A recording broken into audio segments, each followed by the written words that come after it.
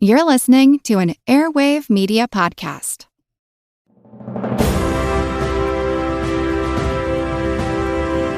Hold your ears, folks. It's showtime. People pay good money to see this movie. When they go out to a theater, they want cold sodas, hot popcorn, and no monsters in the projection booth. Everyone pretend podcasting isn't boring. Turn it off. Turn it off.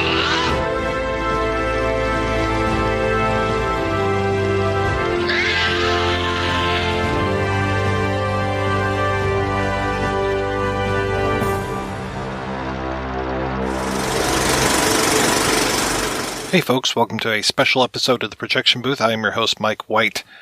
On this special episode, I'm going to be talking a little bit about Fantasia 2020. If you're a longtime listener of the Projection Booth, you know that I have been to quite a few film festivals over the years. I absolutely love going to festivals. There's just something so nice about going to another place, turning off the phone, putting away the computer, 100% being dedicated to watching movies, to enjoying another city, hopefully, to meet with new people, see old friends. There's just a real communal feeling around so many film festivals, and I've enjoyed pretty much every festival I've ever been to. I used to love going to Toronto, down to Kansas City, of course MicroCinefest. I've made some great friends down in Baltimore through MicroCinefest and through the Maryland Film Festival, New York Underground Festival, Chicago Underground Festival. The list goes on. And then we've got a few fests around here in Detroit. We've got Cinetopia, we've got the Freep Film Festival, the Ann Arbor Film Festival, which is one of the longest running film festivals in the Midwest. I think it might be one of the longest running ones in the U.S. I could be wrong, but heck, you know what? Nobody's going to correct me right now. It's interesting, I almost said that Fantasia 2020 was the first virtual film festival I've been to, and it kind of is, though the way that it is being run is very similar to my experience with a couple other festivals. The last time I went to the Kansas City Film Festival, I actually was sent a bunch of screeners beforehand and had my decision already made. I was a judge, and I already was sent all the movies. I watched all the movies, and basically I flew down to Kansas City in order to meet up with the other judges, come to an agreement about which films we thought should win which awards, and then just hang out. I watched a lot of movies, missed the barbecue tour again, but also got to see Rob Hubbard, friend of the show, so that was kind of nice. And also, when I would do the Blue Water Film Festival, where I also was a judge, I was sent a whole binder full of films, as opposed to a binder full of women, a whole binder full of films that I would watch weeks prior to going up to Port Huron, Michigan, and again, meet with my fellow judges, figure out what was going to win or take what prizes. And then with that, I just kind of hung out because I saw every single movie that was being shown, so I would rewatch some of those. And then otherwise, I was hanging out in beautiful Port Huron, which I am not being facetious. Port Huron is gorgeous. So this is actually my second Fantasia. I went to Fantasia in 2007. I had a friend, Rich Osmond, who flew into Detroit from St. Louis, and then we drove up to Montreal, which is about 12 hours or more from Detroit. So we actually broke it up into 2 days of driving.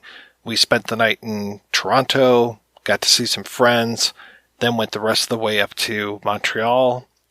The Fantasia Festival is a little weird in that it is not a weekend. It's not a 5-day.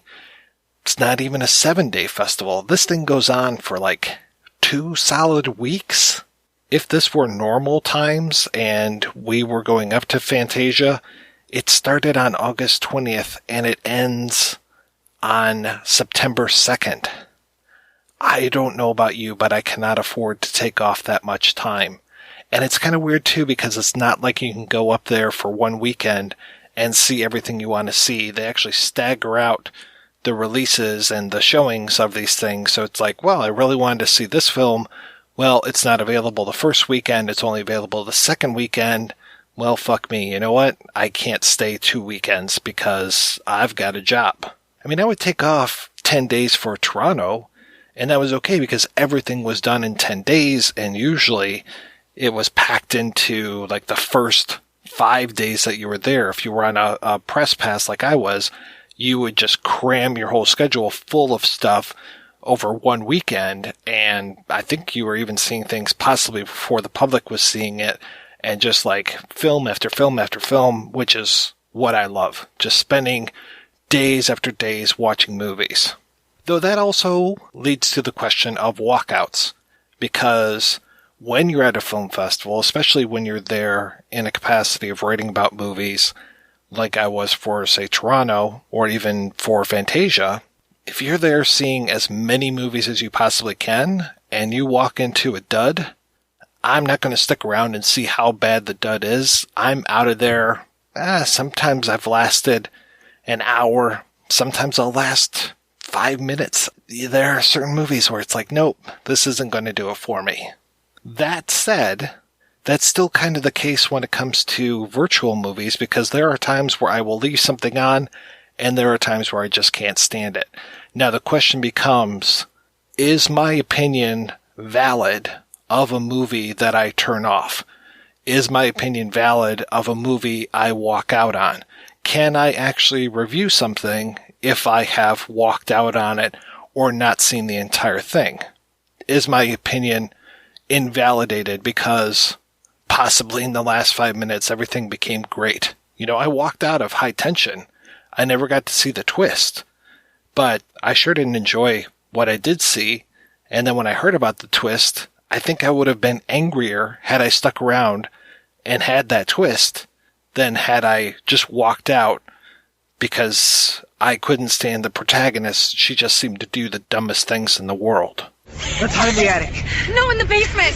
Why can't we just get in the running car? Are you crazy? Let's hide behind the chainsaws. Smart. Yeah, okay. So that said, I'm going to talk about movies that I watched entirely, as well as a few that I turned off.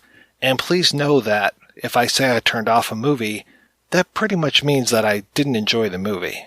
Actually, looking at this list of what I've seen so far, I've only turned off 2 things. So let's go ahead and dive into the films that I've seen so far at Fantasia.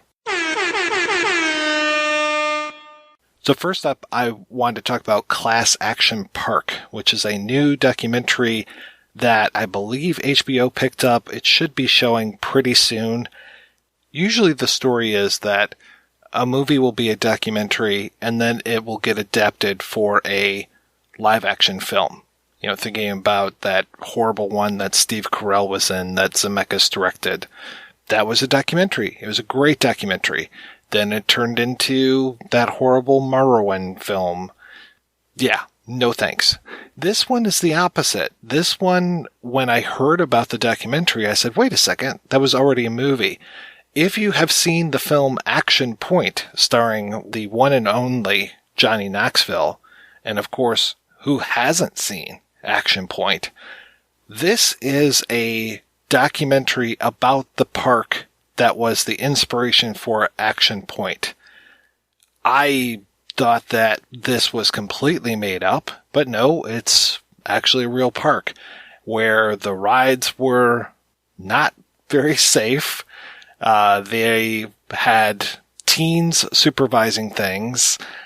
It was just a complete clusterfuck. And the guy who ran the entire park and the money men behind the guy who ran the entire park, oh man, it's a wild story. It's kind of along the lines of a Tiger King, a little bit more believable than Tiger King, but it is that same kind of schadenfreude look at this stuff, and then it gets real serious towards the end.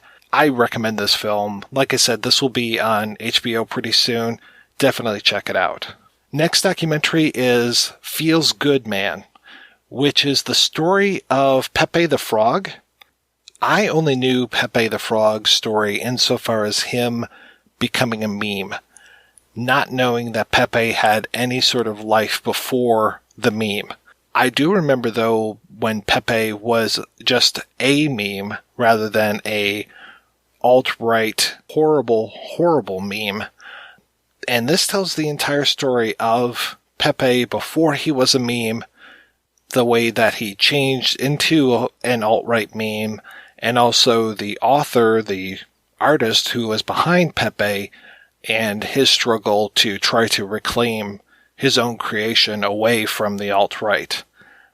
I really enjoyed this one. I would also recommend this film very much. With this movie having its ties so firmly with the internet, I'm sure it's going to be pretty easy to find when it gets released. Tiny Tim King for a Day is one that I really wanted to like a lot more than I ended up liking. It is, of course, the story of Tiny Tim, the raconteur, ukulele player, falsetto singing person who felt out of time and out of place with the entire world. The man whose marriage to Miss Vicky on The Tonight Show was one of the highest rated programs of all times. It's good at the beginning, and it goes along for a while. It's interesting. They ended up interviewing Miss Vicky. She is not on camera whatsoever. I feel for the filmmakers that they couldn't get her on camera. They talked to Tiny Tim's daughter, Tulip, though towards the end of the movie, it kind of falls apart. I think the movie's only like 70-some minutes. It feels like it's missing 20 minutes, especially towards the end of his career.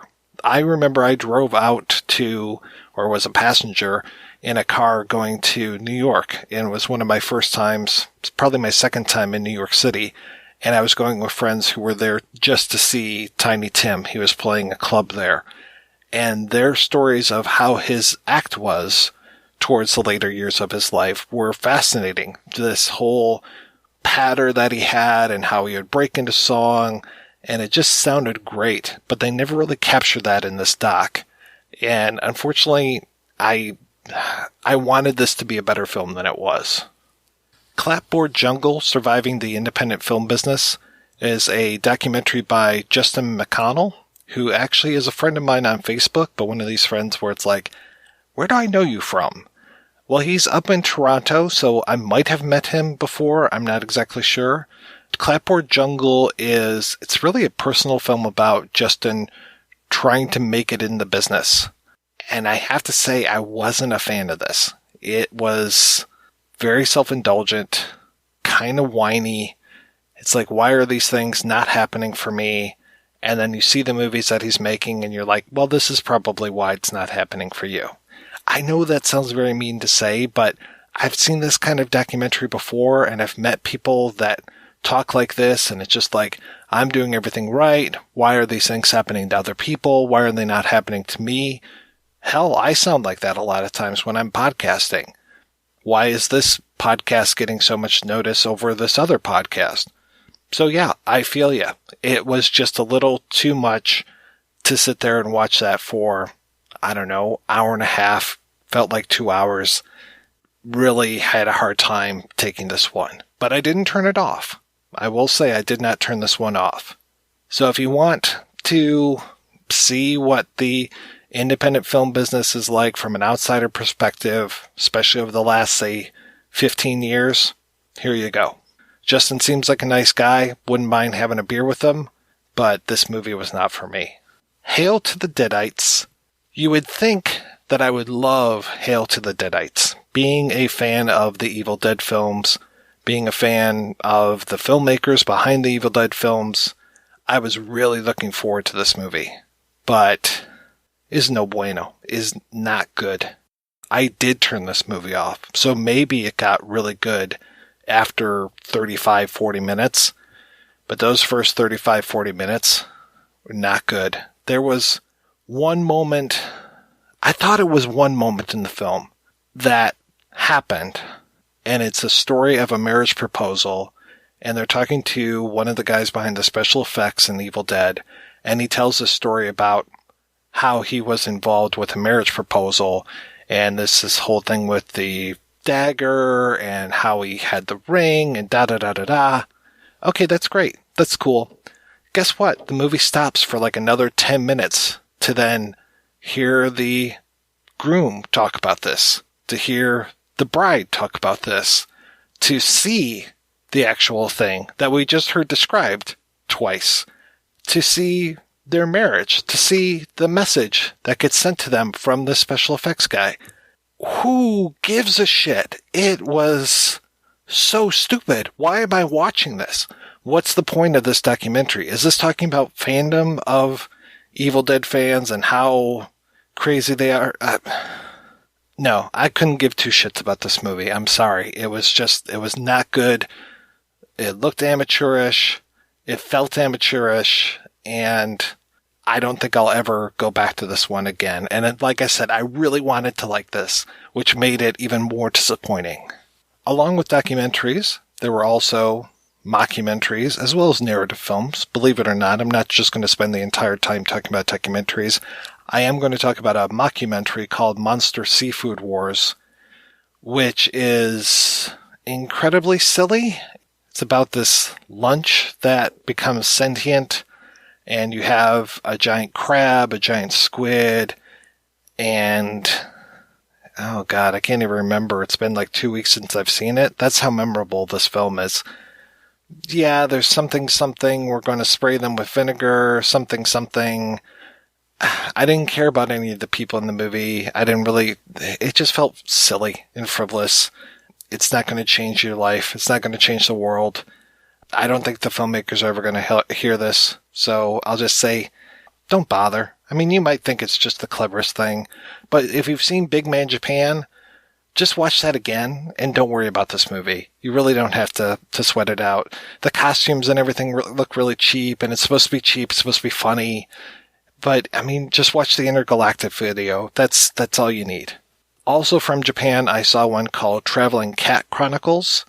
And this is a narrative about a man and a cat and the stories behind him and his first cat and his childhood friend. It meanders a little bit. It was based off of a book, and I can definitely feel that it was based off a book. I think there was a lot more to the book than we end up seeing in the movie. It was good.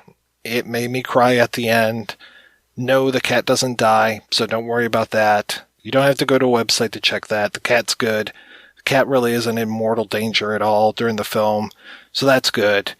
So, it's alright. Survival Skills is an interesting film, more interesting in the way that it's made and looks than in the actual content. It starts off as a police training film that Stacy Keach is presenting to us, and then you kind of go into the world of the police training film. There are some really interesting and clever moments to it. I don't know if I would recommend it or not. It gets a little long at times. It was based on a short, and I imagine if I go back to the short and watch that all of the things that I really liked about it were probably in the short. I don't think that this was properly stretched out to a feature length. Let's just say that. I think the filmmaker has a lot of potential. I'm excited to see what else they do, but Survival Skills, it was okay. I would not have walked out of it if I saw this theatrically.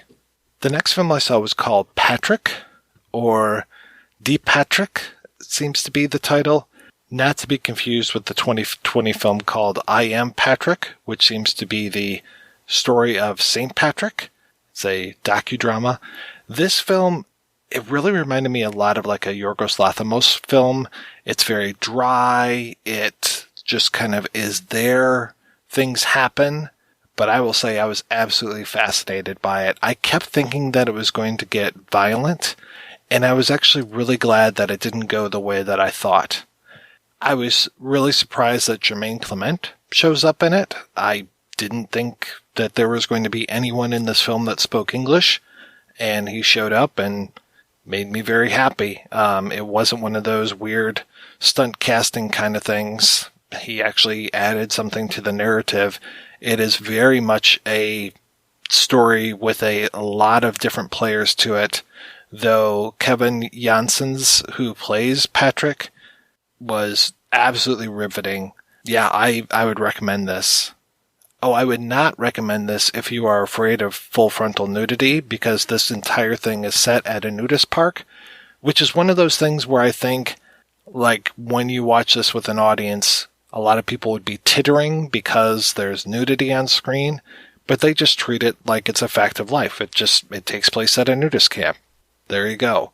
It is kind of funny when there's some fighting in the film and they're going all Eastern promises, but yeah, it's amusing. It kept my interest. It definitely was there. I am saving the best for last, though. Of all the films that I've seen so far for the Fantasia Fest, and this will be part 1 of 2, I will get back and do a second part of this. I talked about Morgana on a separate episode, so definitely check that out, speaking of documentaries from Fantasia. But when it comes to narrative films, the best film that I've seen at Fantasia so far is one called The Columnist, which has a very interesting title in its native Dutch. It's by Ivo Van Aarte, who often collaborates with Don Windhorst, and it speaks to our time. It may not be in our language, but it definitely is speaking our language so much of the time. And I don't mean literally, though there are some interesting English parts to it, because there's a lot of integration with Twitter, with Facebook, with other social media. Women in our world go through a lot of unnecessary shit. And one of those is having people, men, critiquing them, calling them horrible things, saying awful things to them online. And this movie looks at that square in the eye. And it's a horror comedy that just goes there and does everything right, ticks all the boxes. I was very amused by this film. There are moments where I'm on the edge of my seat. I thought it was great. It's got a great look. It's got a great soundtrack. The acting is fantastic. So there's really not enough nice things that I can say about this movie. This is the one of all the movies that I've talked about on this episode. Definitely check this out. You're going to want to see this one.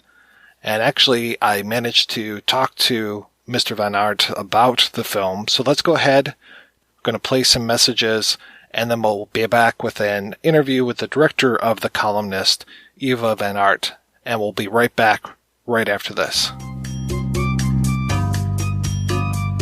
Hello, I'm Mugumbo, and I am a potaholic. I have been known to consume 4 or 5 of these underground commentaries a day, salivating for the next episodes. I have tweeted the creators of these shows and offered sexual favors for validation and conversation. I put these hosts high on a pedestal, but for some reason, I can never climax until I listen to the Traumatic Cinematic Show. What is the difference, you ask? The Traumatic Cinematic Show has my own self-defecating voice on it. Nothing gets me off faster than thinking about myself. So when you are sitting around nude, pleasuring yourself to the voices of strangers, check out traumaticcinematic.com, because we'll give you a reach around. You can also find us on traumaticcinematic.podomatic.com. I'm on the internet. I am very curious about you and how you decided to become a filmmaker. What was your entree into the field? I actually started by being in a theater class when I was very young. It's also the place where I met the writer of The Columnist, because we started out as 14-year-old young wannabe actors, I guess.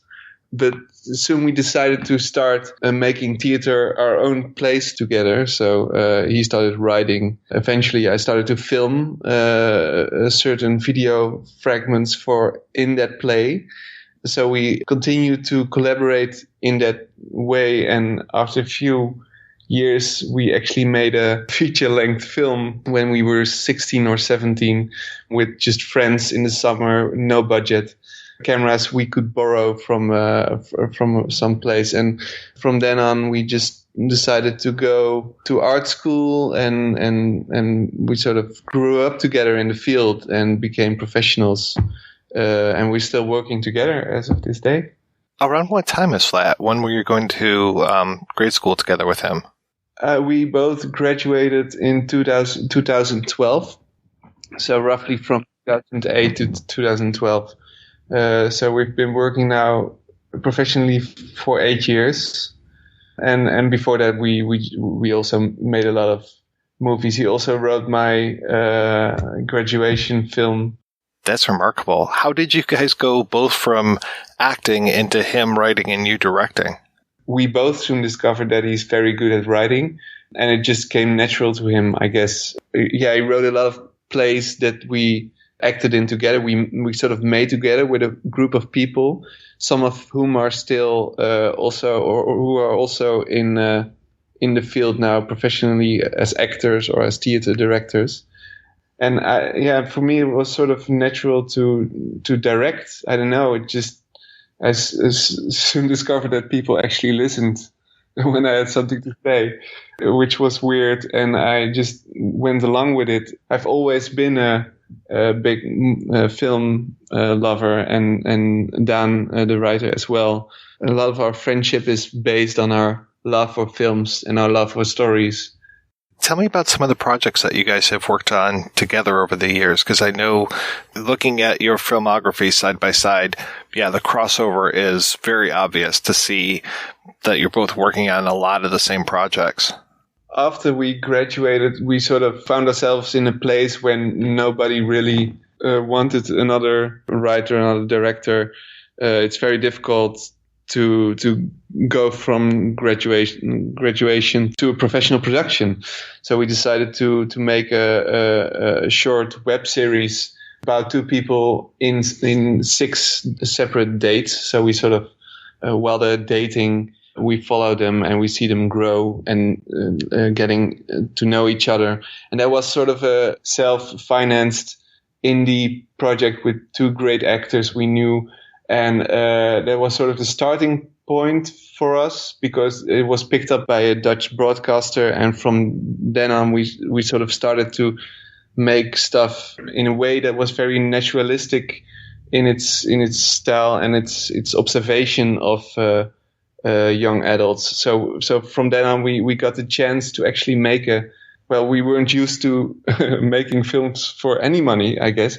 This was quite a budget for us. It was called Suspicious Minds. Was a series that took place on a house party. So the entire 5 episodes was just one party told backwards. So the first episode was actually the last hour, where everybody leaves drunk and tired, maybe sad, maybe euphoric for some reason.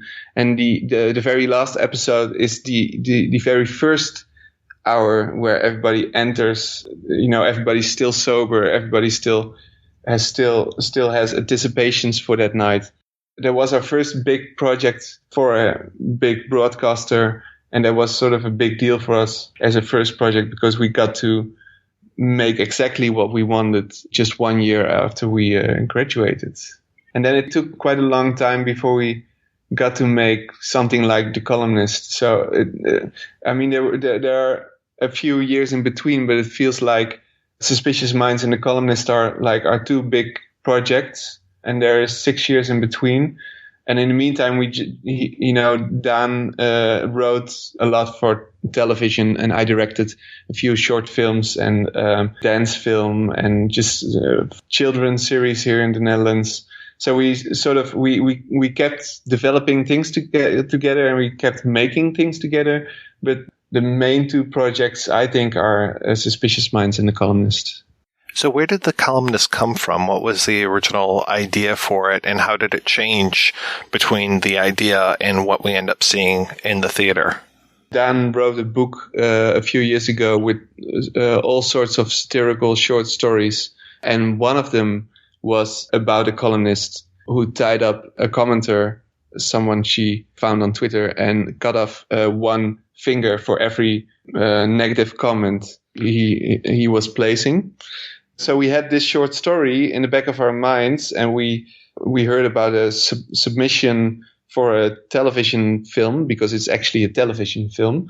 The theme of that submission was crime. So we thought this short story could serve for that purpose, and we built it out. And I think when you start from a short story and go to a feature-length film, the difficult thing is how do you build it out in such a way that it's still interesting at the end of the second act. So for that reason, we came up with the daughter and the way she is advocating free speech, and we came up with a boyfriend, which who is in his way also advocating free speech, but also is quite free in the horrific ways he writes. And so we sort of came up with different subplots to enhance Femke's story and to enhance her way into the abyss, I guess. Did you talk to any female writers or just women on the internet to see some of the awful things that are said about them? We both know a few people who have suffered from the comments and the way they have been treated and are still treated today on the internet. This story started out with, I guess, a personal frustration from Dan. I mean, the short story in his book is sort of based on his personal frustration, which is not even that big of a deal. I mean, it's frustrating to get a lot of negative comments and to get a lot of hate on the internet. But it's such a different story when you're talking about women and how women are treated on the internet. So we knew a lot of writers, a lot of female writers who had experience with the subject. And we talked to a few of them, but also remembered a lot of stories we heard in the past and based our story on those. Femke is a little bit of reference to a politician in Holland who's also called Femke, and someone who has had a lot of experience with hate comments on the internet. But it's just that's a small reference on the side, I guess. You mentioned that some of the people that you worked with all the way back in college have gone into the field, and I'm curious who, either on the cast or crew, had you worked with before, apart from Dan? On the cast side, I have it were all new collaborations. I cast everybody just according to the role. I had nobody in mind that I already knew for one of the roles. On the crew side, it's weird. I sort of keep coming back to the same sound designer because we've been working together for so long. It's a known trope to say that that sound is a very important thing about films, but it's the sound designer I work with also does a sound on set. So we see each other for a long time in the production, except for editing, of course. And in a way, I'm not saying that I talk so much to him on the set, because you mainly talk to your cinematographer, you mainly talk to your actors, you sometimes talk to the sound guy. But in a way, the sound designer / sound guy I work with is also like someone who I listen to from the first moment I start with a project. From the first moment I get a green light, he reads the script, he reacts, he has ideas, and I think that sort of translates into the quality of the final result. I'm also keep coming back to the same composer, and it's just a great collaboration with a lot of trust. You know, I mean, we know each other very well, also on a personal level. But for a lot of crew positions like camera, like cinematography, for example, or editing, those were mainly all new collaborations, which also made this project very exciting in a way, also very scary in a way, because I had to get to know a lot of new people for this one. Tell me a little bit about, is it Katja Herbers, the woman that plays Femke? She is terrific. I cast Katja because the Dutch title, you probably know, is De Kuthoer, which is, hoer is whore in English, and kut is cunt. So it's those two things, especially combined, aren't really a thing that would be a success title in English, I guess. So that's why we call it the Columnist. But in Dutch, we are. It's a different way of shocking people to say kuthoer than to say the English version of that. So it also has a certain humor next to the shock value. And when the producer of this film posted on Instagram a screenshot of the first page of the script, which said the Cthulhu, Katja responded immediately, with a little wink, saying that must be my part or something like that. So just because she, in her comment, I felt that she understood what we were trying to do with this project. So that was the first moment I thought I should ask her for this one. And at that moment she was in America. She was shooting for, I think, Westworld 2, season 2, or maybe she was she was done with the I don't know. But we had our first conversation about this project over Skype. It was great to talk to her about this project. I felt that she understood the project immediately, and all the way into the shooting of the film, it was clear that she was the perfect lead for this one. When did the film premiere in the Netherlands, and what has been the response in the Netherlands and Europe so far? The premiere in the Netherlands was January of this year, so it feels like a long time ago, but it's actually, it feels like a long time ago because there wasn't any sign of a pandemic, for example. But it was only January, and it was, as I said, it was a television movie. So it was first shown on national television, and the response was interesting because the response was mainly got the response through Twitter. As the film tells us, Twitter can be a very toxic place, and it can also be a very negative place. And weirdly, most of Twitter responded very positive on this film. People liked the premise. People liked the jokes. People joked that they didn't want to write anything negative about the film, or else. I was afraid of that reaction. I was afraid of what the Twitter sphere would react to this film, and I was pleasantly surprised that it was actually quite positive. As far as film critics go, I think it was a B- or something. But I have the feeling that the satirical tone of this film and the way we approach the subject sort of is in a way a little bit better understood by people in North America, I guess, or by English-speaking people. It is a satirical, and it is a wink and a nudge, and it is sort of a genre thing. And I think there is a different tradition in the English language with satirical content, and here in Holland there isn't much history with that kind of stories. So I think that's why it sort of gets picked up a little bit more in North America than in Holland. I am always amazed at what can play on television in Europe versus what can play on television over here. I suppose if this played on certain cable channels, that would be fine, but not just general for public consumption. In Holland, we are a little bit more free, I guess, in that sense, or we are less easily shocked. But I think it's a language thing. We in Holland are very accustomed to cursing with a lot of different things, especially diseases, a lot of diseases, and a lot of body parts. And I don't know, it's just, if you call somebody a Cthulhu on the street here, you might get hit, but it's still sort of it's still sort of okay, or it's still sort of tongue in cheek. In a way, a lot of cursing and a lot of name calling is so commonplace that a film like this can exist on television.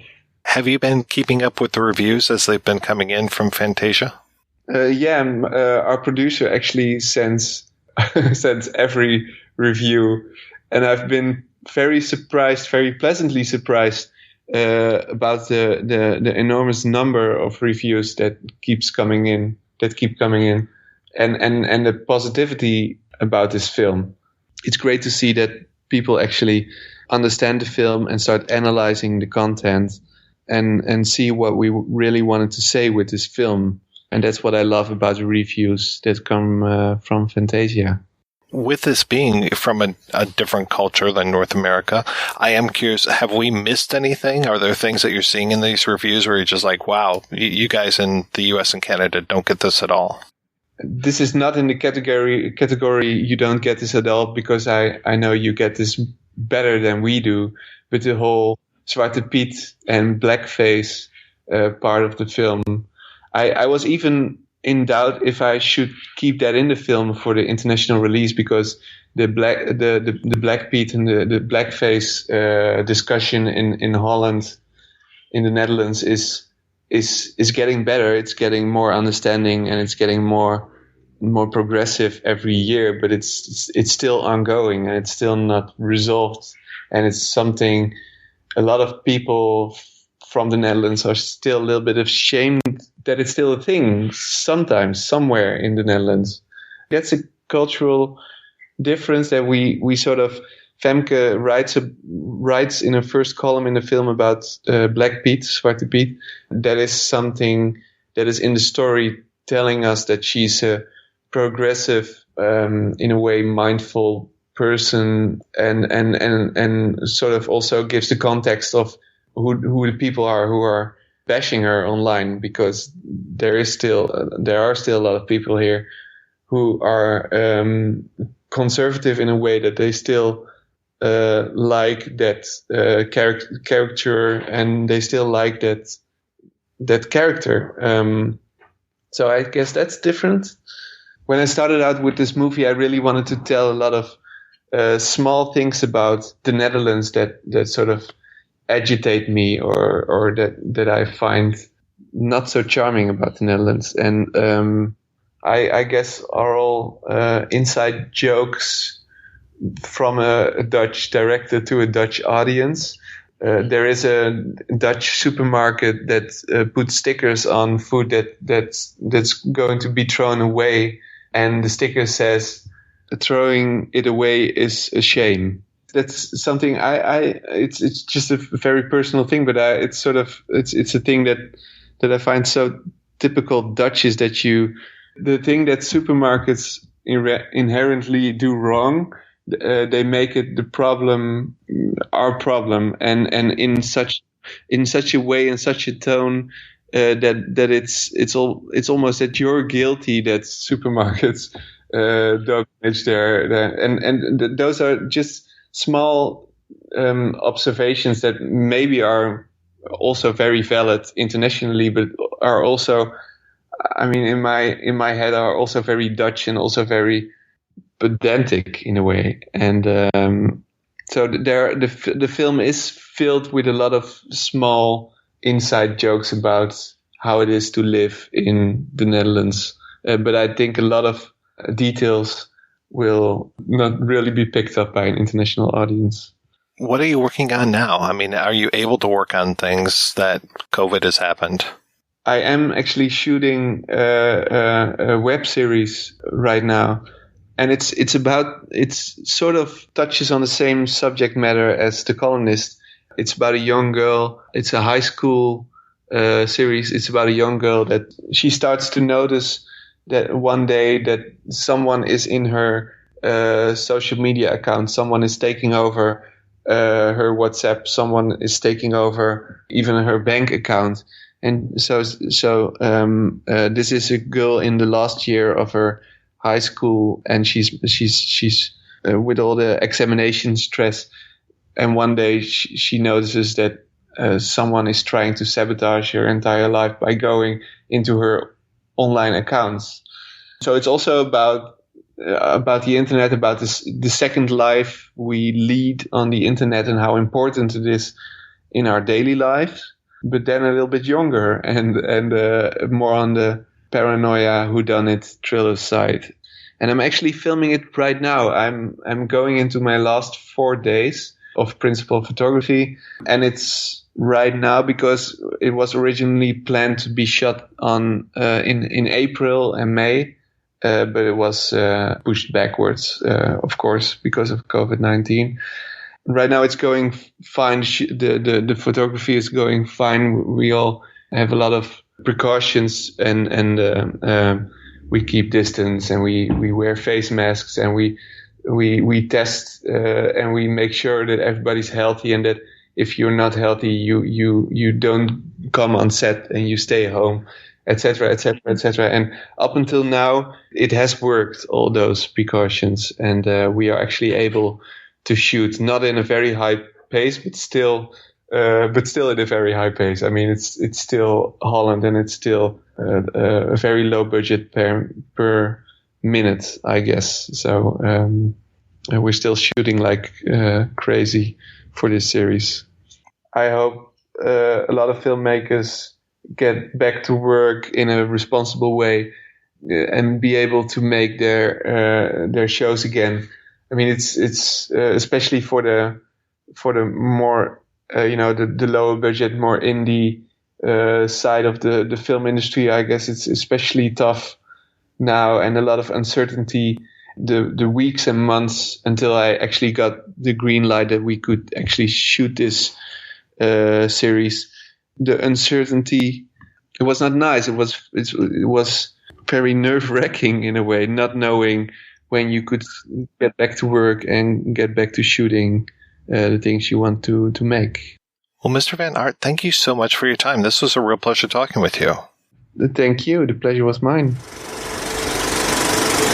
All right, we are back, and we are talking about Fantasia 2020, and I do miss being actually in Montreal, having a little bit of a vacation, seeing the beautiful city, going from theater to theater, that whole communal experience of seeing movies. Kind of miss it. I'm not about to run out and see Tenet or The New Mutants or pretty much anything else. I think I'm staying indoors, staying away from public spaces until there's a vaccine for what's going on. So if you go out to movie theaters, great. That's great for you. Oh, good for you. Just be safe. That's all I can ask. And be fucking considerate. Wear a fucking mask. You know what? If you don't wear a mask, if you're one of those people, just turn off the podcast. I don't need you. All right, on that cheerful note, thank you so much for listening, everybody. I will be back with a second part talking about Fantasia. There are some more bonus episodes coming up in September, and October is just chocked full of stuff. One of the bad things about film festival episodes is that they are almost immediately dated. You guys know that I don't like dating shows. I hope that they stick around for a little bit more than a few months, but maybe you'll come back to this one in a few years and go, oh yeah, The Columnist. I need to see that. And hopefully by then, it'll be easy peasy to check out. I'm so happy, me. I just go my way, living every day.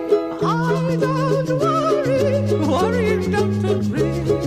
Things that bother you never bother me. Things that bother you never bother me. I feel happy and fine, living in the sunlight, loving in the moonlight, having a wonderful time. Having got a lot, I don't need a lot, coffee's only a dime. Living in the sunlight, loving in the moonlight, having a wonderful time.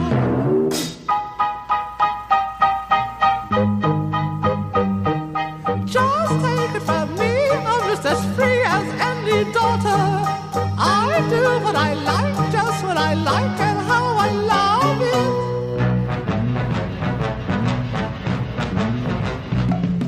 I'm right here to stay when I'm old and grey. I'll be right in my prime, living in the sunlight, loving in the moonlight, having a wonderful time.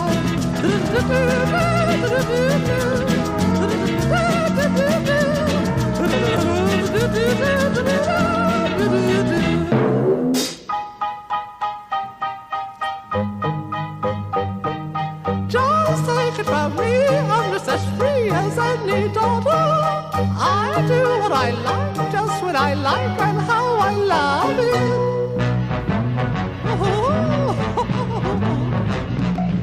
I'm right here to stay when I'm old and grey. I'll be right in my prime, living in the sunlight, loving in the moonlight, having a wonderful time.